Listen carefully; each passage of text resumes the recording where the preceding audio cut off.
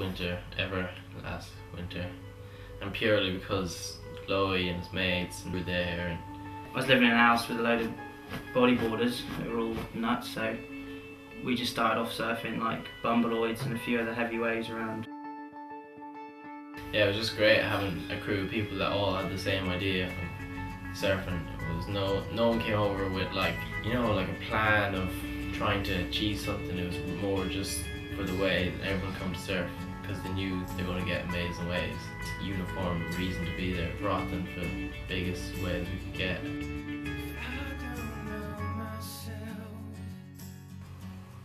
Saw Mick's little face coming towards me with his eyes popping out of his head, and I knew he had something to say. He said he's seen the heaviest wave that he's ever seen in Ireland, and coming from him, I knew it was meaning business, so I was like, oh, what balls do I do? Just sketching out. He's like, just put them all in there, let's get down there. So we picked up Paul Morgan, and that first session was sick. That's the first time I've ever towed in, and got swung into a couple of nice little slabby waves, and that was a big eye opener for me.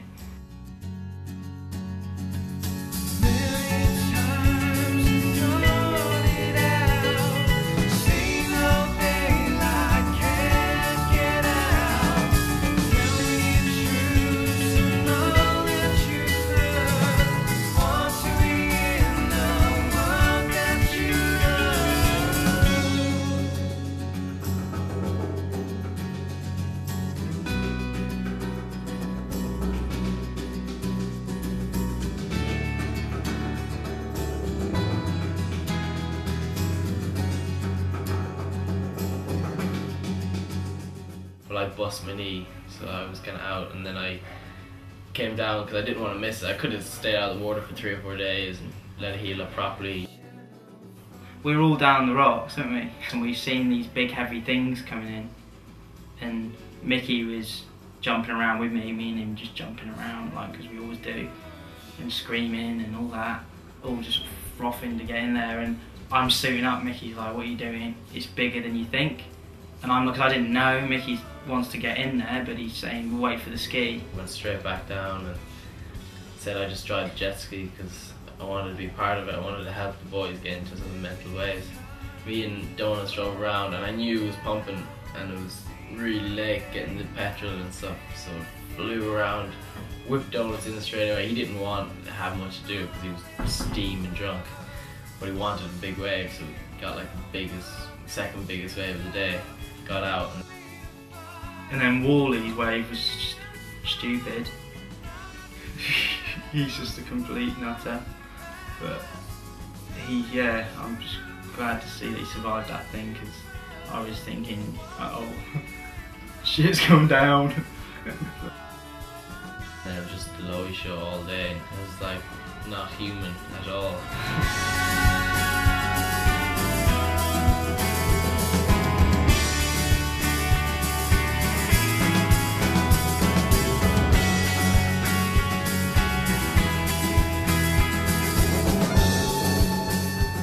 Came out with just the most focused, like, not angry, but like, let's have it, determined face ever. And he's just, let's do this. Like, there was no, he wanted anything that came in. It was nuts. He was just 10-foot wave, get absolutely smashed, and like as he's going through the wipeout, I reckon he was coming out of the white water and just going, I want a bigger one, before he'd even come away from the wave yet, and he's just already thinking about the next wave. Back out, and it's like, bang, bigger one, better one, bigger one, deeper.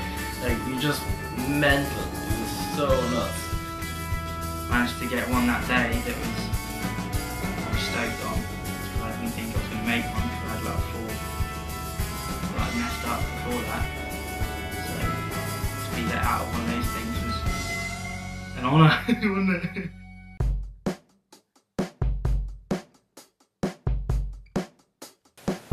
You're in a dream world as it is when you're travelling that much, and we were travelling loads. It was, 8 hours here, 8 hours there, as if it was nothing, because we had to be on it on that day, which Mickey's used to. We're not.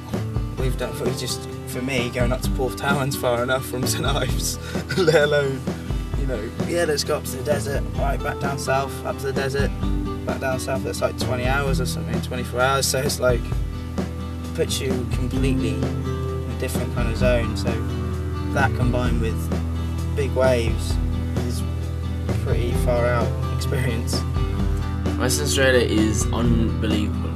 It's the biggest place I've ever been, I reckon, for surfing.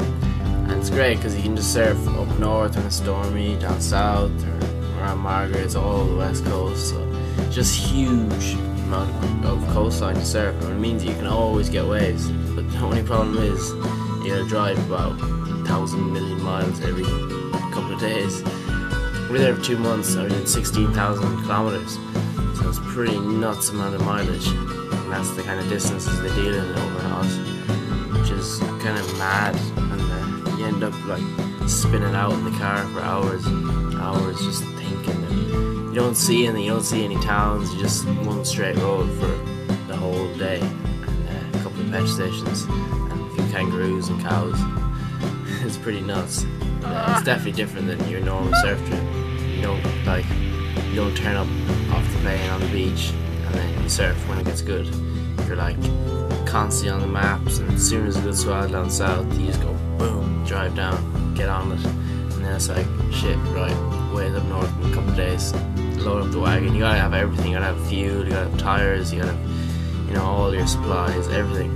But it's great because it makes the whole surf feel way more you're way more stoked as well, because you've driven that far and then you get there and it's pumping. You're like, yes. Definitely worth it now, because otherwise you'd just be sickened. And it's a really good vibe then, because out in the water is like the guys, everyone there, like no one's got there easy. Everyone knows you've gone through the same thing they have, and we all have funny stories about breaking down or something like hitting kangaroos and all sorts. So everyone has the same kind of, you know, feeling about being there, because they've all gone through the same thing. So that was really cool. Probably the best thing about surfing up north, just the kind of friendly vibes.